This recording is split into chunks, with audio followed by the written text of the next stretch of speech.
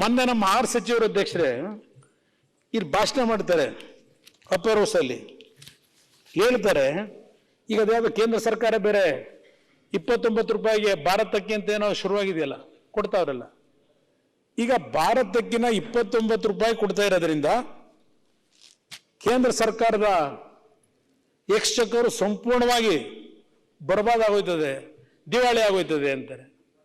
ನನ್ನ ಭಾಷಣ ಮಾಡಿದ್ರೆ 29 ರೂಪಾಯಿಗೆ ಬರ್ಬಾದ್ ಆಗೋದ್ರೆ ಸರ್ಕಾರದ ಕೇಂದ್ರ ಸರ್ಕಾರ, ನೀವಿಲ್ಲಿ 34 ರೂಪಾಯಿ ತರ 170 ರೂಪಾಯಿ ಕೊಡ್ತಾ ಇದ್ದೀರಲ್ಲ, 5 kg ಅಕ್ಕಿ ಕೊಡಕ್ಕಾಗದೆ. ನಿಮ್ಮ ಪರಿಸ್ಥಿತಿಯಲ್ಲಿ ಬರ್ತದಾಗಿದ್ರೆ ನಿಮ್ಮ ಆರ್ಥಿಕ ಪರಿಸ್ಥಿತಿಗಳು ಎಲ್ಲ ನಮ್ಮ ಎಕನಾಮಿಕ್ ಅಡ್ವೈಸರ್ ಇರ್ಬೇಕೇನೋ ಇಲ್ಲಿ ನಮ್ಮ ಸ್ನೇಹಿತರು, ನೀವೇ ಹೇಳ್ಬೇಕು.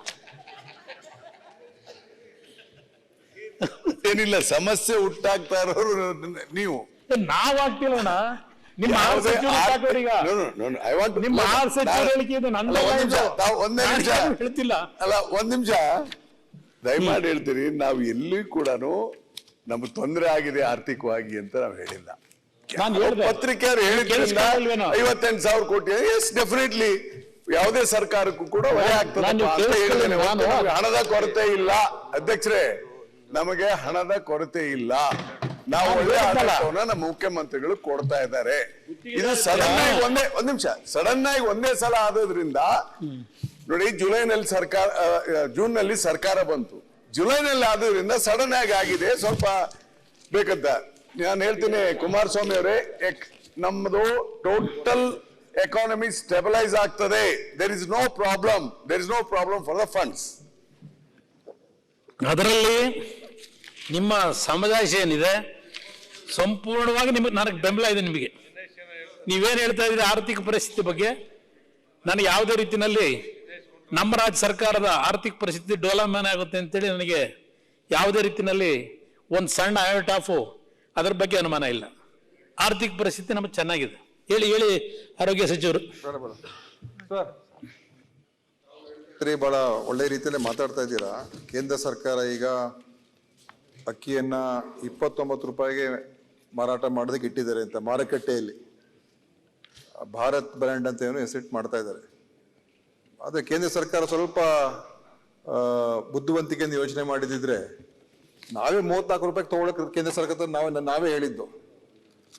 ಈಗ ಮಾರಾಟ ಮಾಡೋದಕ್ಕಿಂತ 5 ರೂಪಾಯಿ ಹೆಚ್ಚು ರಾಜ್ಯ ಸರ್ಕಾರ ನಮ್ಮ ಸರ್ಕಾರನೇ ಕೊಟ್ಟು ಖರೀದಿ ಮಾಡೋದಕ್ಕೆ ಪ್ರಸ್ತಾವನೆ ಕಳಿಸಿದ್ವು ನಾವು. ನಮ್ಗೆ ಅಕ್ಕಿ ಕೊಡೋದಕ್ಕೆ ಅವರು ರೆಡಿ ಆಗ್ಲಿಲ್ಲ. ಈಗ ಮಾರುಕಟ್ಟೆಯಲ್ಲಿ ಕಮ್ಮಿ ಬೆಲೆಗೆ ಮಾರ್ತಾ ಇದ್ದಾರೆ. ಸೊ ಇದರ ನೀವು ನನಗೆ ಯಾವ ರೀತಿಯಾಗಿ ಅವರು ಯೋಚನೆ ಮಾಡ್ತಾ ಇದ್ದಾರೆ ಇಲ್ಲೇ ಗೊತ್ತಾಗ್ತದೆ. ನಾವು ರಾಜ್ಯದ ಒಂದು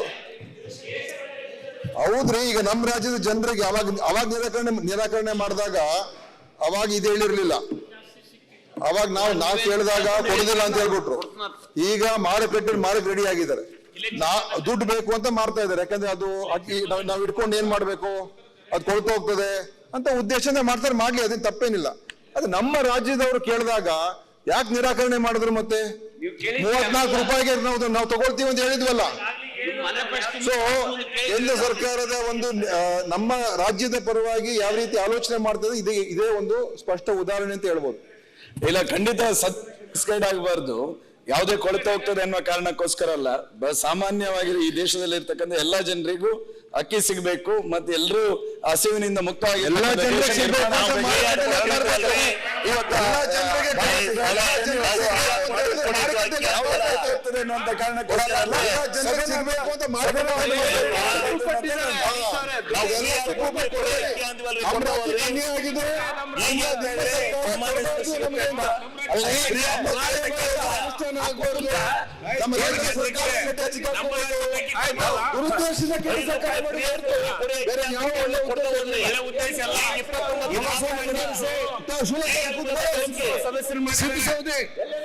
ಸಿದ್ದು ಸೌದಿ ಕೂತ್ಕೊಳ್ಳಿ, ಶೇಲಂಗಾಡಿ ಕೂತ್ಕೊಳ್ಳಿ. ಈ ರೀತಿಯ ಒಂದು ಯೋಜನೆಯನ್ನು ಅನುಷ್ಠಾನ ಮಾಡಿರ್ತಕ್ಕಂಥದ್ದು ಆದ್ರೆ ಗೃಹಲಕ್ಷ್ಮಿ ತಪ್ಪು ಅಂತಾರೆ. ತೀರ್ಮಾನ ಮಾಡಬೇಕು. ಗ್ಯಾರಂಟಿನಲ್ಲಿ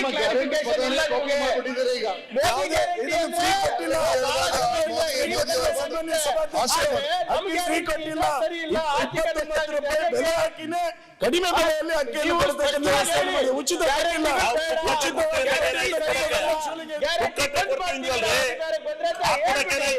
ಸಮಸ್ಯೆ ಏನಿದೆ ಸ್ಪಷ್ಟತೆ ಇರಲಿ. ಹರೀಶ್ ನೀವು ಮಾತಾಡಿ, ಕುಮಾರಸ್ವಾಮಿ ಮಾತಾಡಿ. ನೀವು ಬೆಲ್ಲದವ್ರೆ ಅವ್ರು ಮಾತಾಡಿ ಸುಳ್ಳು ಮಾತಾಡ್ಲಿಕ್ಕೆ ನೀವು ಪ್ರಾಮಿಸ್ ಮಾಡಿದವ್ರು, ನೀವು ಬೆಲ್ಲದವ್ರು ಪ್ರಾಮಿಸ್ ಮಾಡಿದವ್ರು ನೀವು ನೋಡ್ರಿ. ಛತ್ತೀಸ್ಗಢದಲ್ಲಿ ನಿಮ್ಮ ಕಾಂಗ್ರೆಸ್ ಸರ್ಕಾರ ಇತ್ತು. ಛತ್ತೀಸ್ಗಢ ಜೊತೆ ಆಯ್ತು, ಹೆಚ್ಚಾಗಿ ಜೊತೆ ನೀವು ತಗೊಳಕ್ಕಾಗಿಲ್ಲ. ಲಭ್ಯತೆ ಆ ಚರ್ಚೆ ಬೇರೆ. ಕೇಂದ್ರ ಸರ್ಕಾರಕ್ಕೆ ಇವತ್ತು ಮಾರುಕಟ್ಟೆಯಲ್ಲಿ ಕೊಡೋದಕ್ಕೆ ಅಕ್ಕಿ ಇದ್ದಾಗ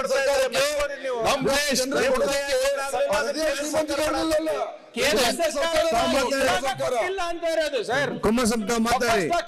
ಕುಮಾರಸ್ವಾಮಿ ಮಾತಾಡಿ. ಪ್ರೊಡಕ್ಷನ್ ಇದೆಯಾ ಇಡೀ ರಾಜ್ಯಕ್ಕೆ ಕೂಡ ಅಷ್ಟು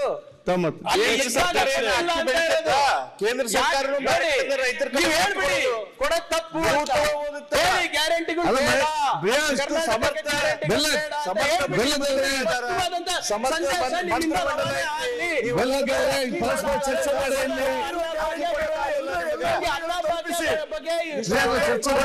ಸರಿ ಇಲ್ಲ ಅಂತೀರಾ? ಸರಿ ಇದೆ ಅಂತೀರಾ?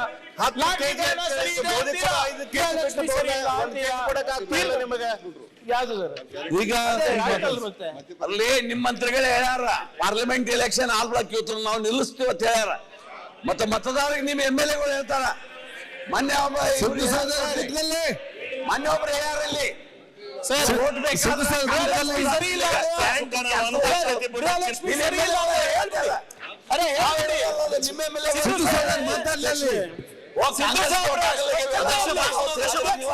ಸ್ಪಷ್ಟತೆ ಆಯ್ತು. ಈಗ ಬಂದ್ ಮಾಡಿ ಈಗ ಕುಮಾರಸ್ವಾಮಿ ಮಾತಾಡ್ತಿದ್ದಾರೆ ಈ ಸುದ್ದಿ ನ್ಯೂಸ್ ಫಸ್ಟ್ ನಿರ್ಭೀತಿಯಿಂದ ನಿಮ್ಮ ಪರವಾಗಿ.